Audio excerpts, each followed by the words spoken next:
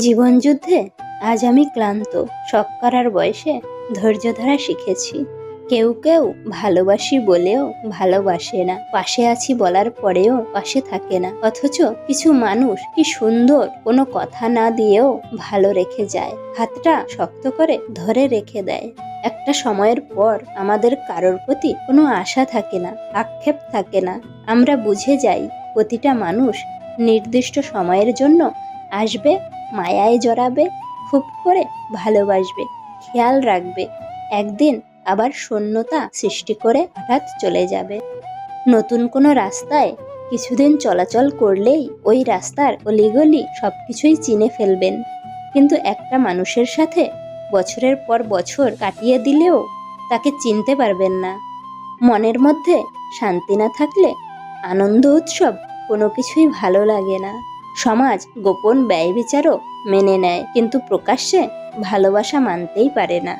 জীবনে কিছু কষ্ট আসে বুঝিয়ে দিতে যে তোমার রব ছাড়া আপন কেউ নেই। অকৃতজ্ঞ মানুষগুলো চেনা খুবই কঠিন, কারণ এরা অভিনয়ে ওস্তাদ। প্রয়োজনে পা ধরতে পারে, আবার সেরে গেলে বুকে ছুরি বসাতে দ্বিধা করে না। কর্ম করতে থাকো, ভাগ্যে যেটা আছে সেটা চলে আসবে, আর যেটা নেই এসেও চলে যাবে।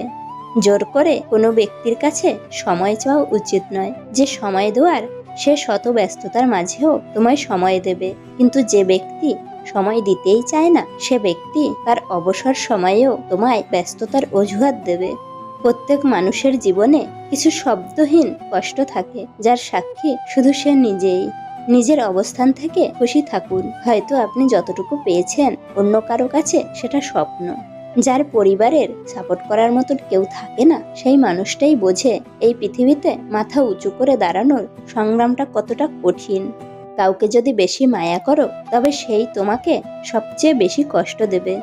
দুর্বল কেউ নয়, কিছু পরিস্থিতি মানুষকে দুর্বল বানিয়ে দেয়, আর কিছু মানুষ সেই দুর্বলতার সুযোগ নিয়ে নিজেকে বাঘ ভাবতে শুরু করে।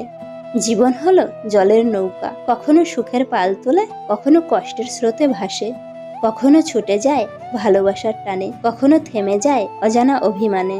কি খুঁজছো? আপন মানুষ? আকাশের দিকে তাকাও, তোমার রব ছাড়া কাউকে আপন মনে হবে না। অন্যের সুখ দেখলে হিংসা নয়, আনন্দিত হতে শিখুন। এটা একটা সুন্দর মনের পরিচয় বহন করে। কথা বলার জন্য ইচ্ছে বা সময়ের প্রয়োজন হয় না। মনের টান থাকলে যে কোনো পরিস্থিতিতেই কথা বলা যায়। এমন একটা পর্যায়ে পৌঁছে গেছি, না পারি কাঁদতে, না পারি সবার সামনে অভিনয় করতে। সম্পর্ক পূর্ণতা দিতে গেলে পরিবারের বাধা আসবেই। যারা অজুহাত না দেখিয়ে শেষ অবধি লড়ে যায়, তাদের এই সম্পর্ক পূর্ণতা পায়। মন থেকে চাওয়া জিনিসগুলোই মন খারাপের কারণ হয়ে দাঁড়ায়। বলতে পারো, দায়ীটা কে, তুমি না আমি? অনেক সময় জেতার চেয়ে হেরে যাওয়াই দামি। একটা কথা কি জানো, অতিরিক্ত কোনো কিছুই ভালো না।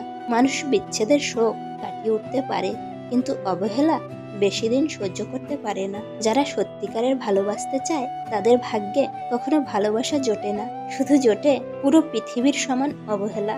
হৃদয়ে যদি নর্দমা থাকে, তখন পোশাকি আধুনিকতা সম্পূর্ণ মূল্যহীন হয়ে যায়। মানুষ বড়ই স্বার্থপর।